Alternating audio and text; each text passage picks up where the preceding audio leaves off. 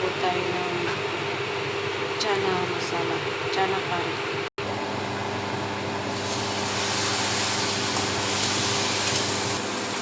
Nalagyan na po natin ng spices. Coriander powder. Powder. Garam masala.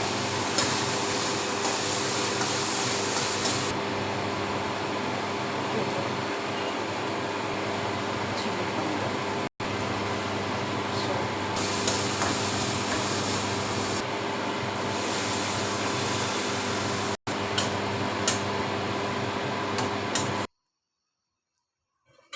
Takpan po natin 5 minutes.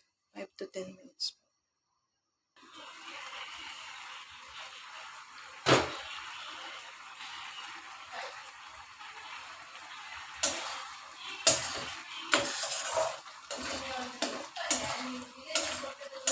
Add po natin yung chili. Malapit po yung maluto. Thank you for watching po. Paki-like po and share and subscribe sa aking channel. Thank you po. Ngayon, luto na po siya.